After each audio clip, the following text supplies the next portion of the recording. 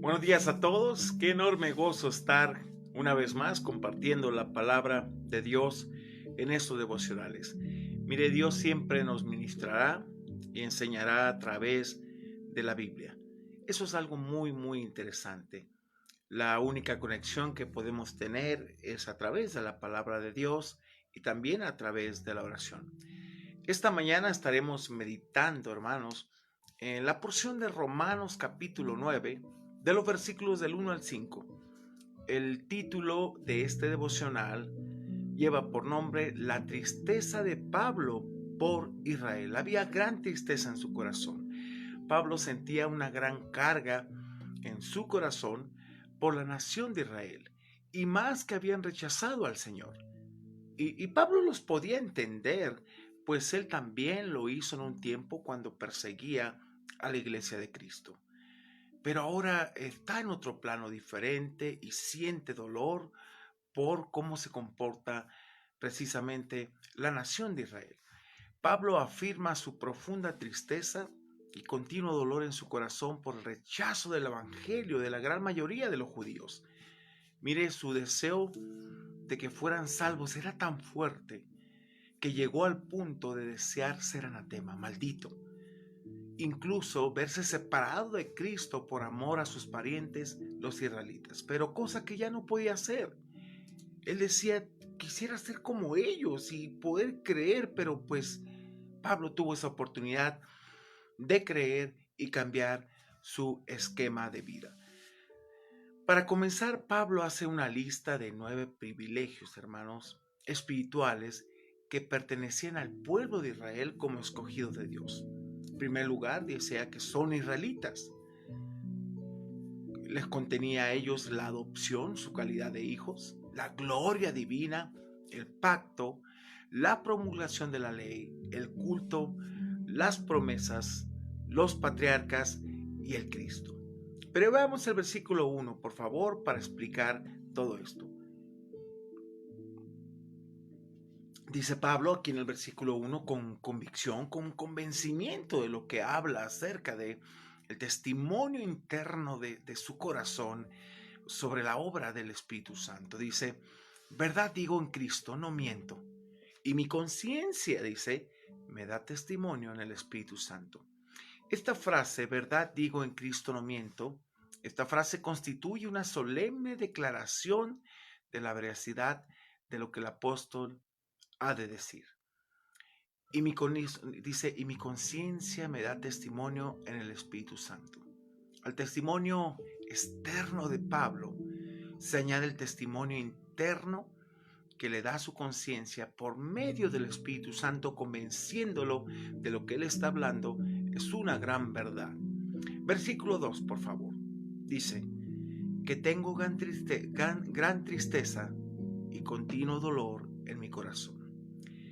Gran tristeza y continuo dolor, hermano. Estas dos expresiones muestran la profunda angustia mental del apóstol a causa de la condición de sus parientes según la carne, la nación de Israel.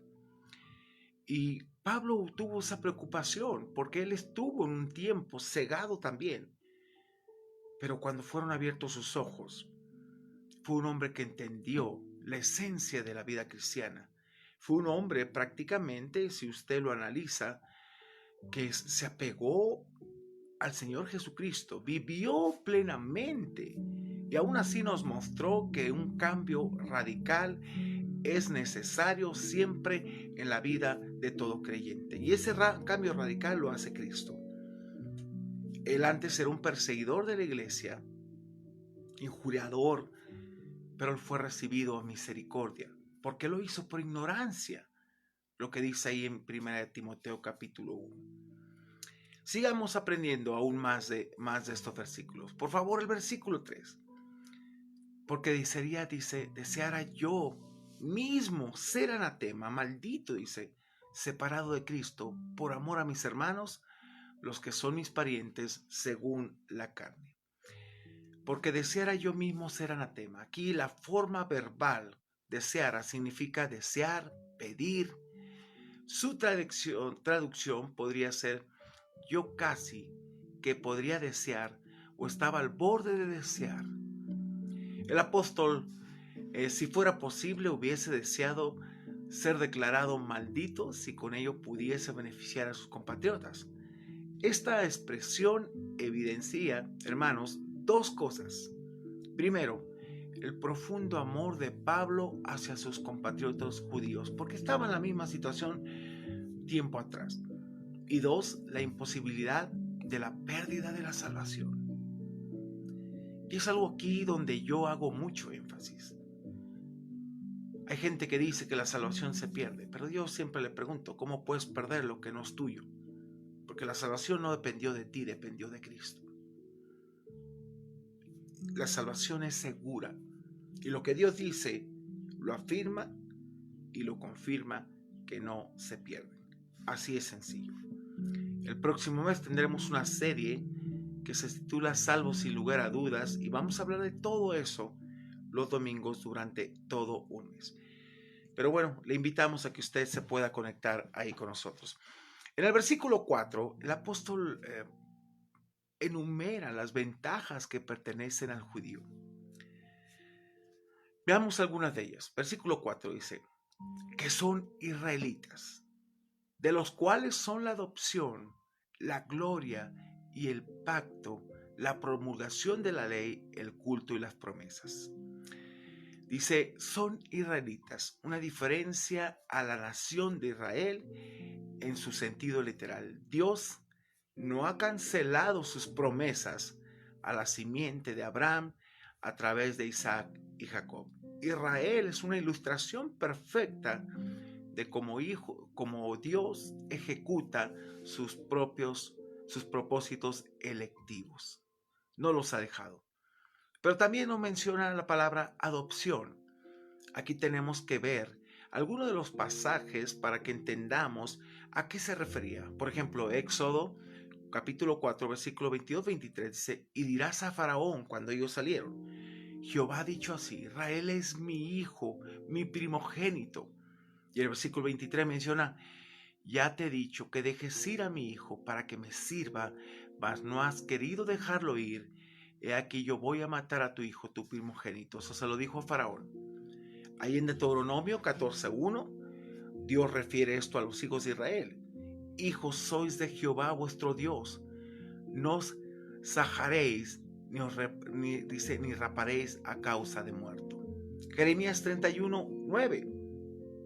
Irán con lloro, mas con misericordia los haré volver, y los haré andar junto a arroyos de aguas, por caminos derechos, en el cual no tropezarán, porque soy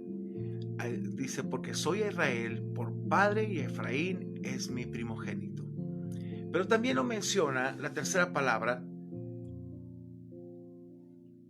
de estos privilegios que tenía Israel. Dice que son la gloria. Aquí vamos a ver algunos pasajes también, por ejemplo, Deuteronomio 5:24. Y dijiste, he aquí Jehová nuestro Dios nos ha mostrado su gloria y su grandeza, y hemos oído su voz de en medio del fuego. Hoy hemos visto que Jehová habla al hombre y aún éste vive. Tuvieron esa experiencia con Moisés. En Éxodo 24, 16 y 17 menciona, y la gloria de Jehová reposó sobre el monte Sinaí, y la nube lo cubrió por 6 días, y al séptimo día llamó a Moisés del medio de la nube. Y la apariencia de la gloria de Jehová era como un fuego abrasador en la cumbre del monte a los ojos de los hijos de Israel.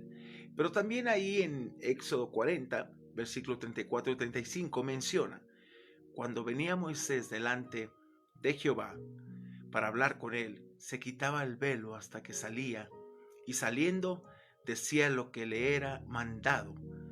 Y al mirar, mire qué interesante, los hijos de Israel el rostro de Moisés, veían que la piel de su rostro era resplandeciente, había estado en la gloria de Dios.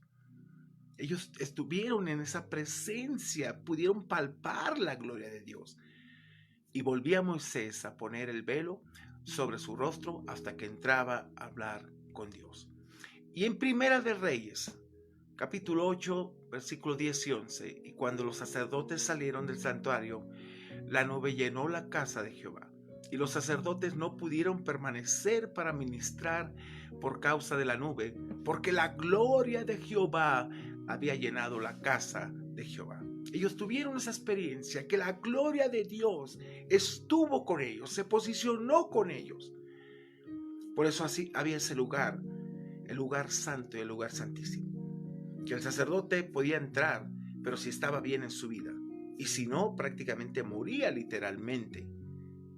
Y por eso se le amarraba una cuerda con cascabeles, que en cierta forma eran como nueces, y si ya no se escuchaba, era porque había muerto en la presencia de Dios, a ese lugar santísimo. Ese lugar santísimo que Cristo al morir, ese velo se rompió y podemos tener acceso directo al Padre. Esa gloria que el hombre no podía soportar. Pero que Moisés tuvo esa experiencia de estar en la gloria de Dios y ser transformado su corazón. Vamos a ver la siguiente palabra, el pacto. Mire, aquí en el texto griego este vocablo es plural, los pactos. La referencia es sin duda los pactos hechos por Dios con Abraham, hay en varios pasajes que podemos observar, con David, y el nuevo pacto que Jesús hace con nosotros. Pero también dice la promulgación de la ley, se refiere al suceso del monte Sinaí y que se registra ahí en Éxodo 20, versículo 1, en Éxodo 23, 33. Dios no ha hecho pacto con ninguna otra nación de la tierra como lo hizo con Israel a través de Moisés. Y qué privilegio, hermanos, qué privilegio el pacto que él hizo con el pueblo de Israel. Pero también menciona el culto, es decir, el servicio sagrado. Ellos tuvieron la oportunidad, es una referencia a todo el sistema levítico, de adorar a ese Dios, de llevar adoración a Dios. Tuvieron ese privilegio. Pero también habla de las promesas. Naturalmente debe referirse a las promesas hechas por Dios a los patriarcas y en especial a la promesa del Mesías. Y por último, veamos el versículo 5, por favor. Dice, aquí todavía faltan dos, de quienes son los patriarcas y de los cuales, según la carne, vino Cristo, el cual es Dios. Escúcheme, qué interesante, habla de su preexistencia, habla de su poder, habla de su deidad, el cual es Dios sobre todas las cosas, bendito por los siglos. Amén. Los patriarcas, esta frase, la referencia constante a Abraham, Isaac y Jacob, aquí en Éxodo 3:15, es fundamental en la revelación bíblica. De esos patriarcas, Dios envió al Mesías. Pero también menciona al Cristo, es decir, el Mesías, según la carne, fue enviado de la simiente de David. Y es interesante, Pablo añade, ¿quién? Cristo es sobre todas las cosas, Dios bendito por los siglos de los siglos. Amén. Mire, esta es una clara afirmación de la deidad del Mesías, que Él es Dios. Algunos toman estas palabras como una oración aparte, pero el texto de esta versión de la Reina Valera 60 parece ser preferible. Todos esos privilegios, escúcheme, ilustran el tema de la elección. Aquí podemos observar que Israel no ha perdido ninguna de las prerrogativas que le fueron otorgadas por el soberano acto de la gracia. Notemos también que no hay formas verbales usadas con relación a los privilegios de Israel, sino que el autor usa una frase nominal en la que el verbo es suplido. Tanto las versiones católicas como las protestantes suplen un verbo en el tiempo presente. Por eso, qué importante es entender, hermanos, esto. Así que dele gracias a Dios, de verdad, por su gracia infinita.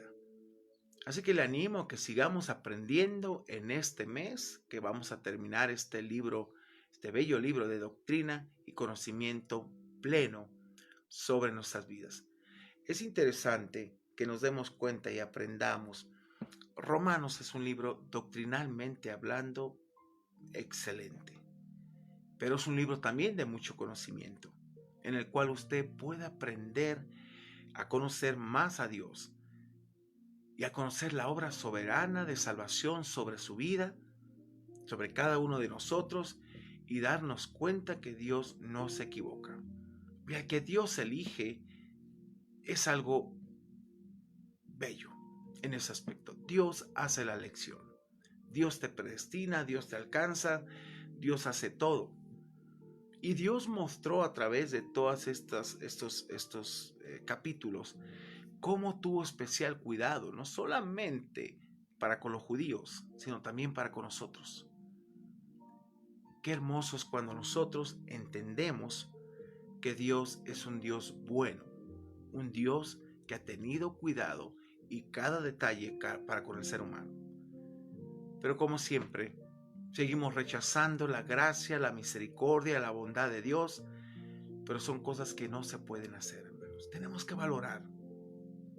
Mire, yo aprecio tanto la Biblia, porque es la forma que yo puedo conocer más a mi Creador, a mi Dios, aquel que me hizo, aquel que me alcanzó, y aquel que me pide día con día que sea diferente, porque no puedo ser igual después de conocerlo. Moisés no fue igual después de estar en la gloria de Dios. Ninguno de nosotros puede ser igual después de haber conocido a la persona de Cristo. Así de sencillo, créame. Por eso siempre hablamos de un evangelio de arrepentimiento, de un evangelio en el cual Dios muda tu corazón día con día y te insta a cambiar para bien. Si notamos todos estos 9 privilegios que tenía el pueblo de Israel, lo tenía todo. Nosotros, nuestra condición, hermanos, en otro tiempo era muy fuerte, muy devastadora en ese aspecto, pero Dios tuvo a bien el tener misericordia de nosotros. Fíjese, ellos tenían todos esos privilegios. Nosotros no teníamos esos privilegios. Pero, ¿sabe? Lo más importante es la forma en que Dios nos alcanzó a nosotros. Mire, me encanta lo que dice la Biblia, refiriéndose a nosotros. Esos son los privilegios del pueblo de Israel. En Efesios capítulo 2, versículo del 11 al 14, quiero referirte a estos pasajes para que tú veas la gran bendición que Dios nos dio cuando la situación que teníamos era bastante devastadora y triste, porque todos los privilegios y bendiciones eran para ellos. Pero vea cómo Dios actúa en su gran misericordia. Dice Pablo aquí, por tanto, por lo que vengo diciendo, acordaos que en otro tiempo vosotros, nos habla a nosotros, los gentiles en cuanto a la carne eran llamados incircuncisión por la llamada circuncisión hecha con mano en la carne, ese pacto que Dios había hecho precisamente con Abraham. En aquel tiempo, fíjese, estabas, en primer lugar, sin Cristo. 2, alejados de la ciudadanía de Israel.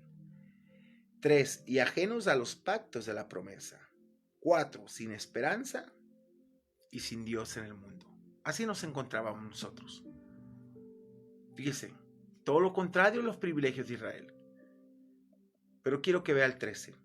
Pero ahora, en Cristo Jesús, vosotros que en otro tiempo estabas lejos, habéis sido hechos cercanos por la sangre de Cristo. Eso es gracia, eso es misericordia, eso es el amor de Dios. Y el 14, porque Él, Cristo, es nuestra paz, que de ambos pueblos hizo uno, derribando la pared intermedia de separación. Entonces, ¿no cree usted que es un motivo increíble de poderle darle gracias a Dios, honra y gloria por lo que Él hizo en ti? Todo lo que rechazó Israel, hermanos, fíjese. Pero ahora todo lo que nos da a nosotros. Por eso es importante valorar cada día tu vida. Esta pandemia ha sido difícil. Ha traído mucha muerte, mucha separación, mucha violencia. Pero aún el ser humano no ha entendido lo que Dios quiere para él. Y Dios quiere relacionarse con nosotros, transformar nuestras vidas y llevarnos a su presencia. Y estoy convencido que el Señor viene pronto cada día, por todo lo que puedo estar viendo. Y sabe una cosa, mi anhelo es que venga el Señor pronto. Lo anhelo en mi corazón. Y se lo digo a mis hijos siempre.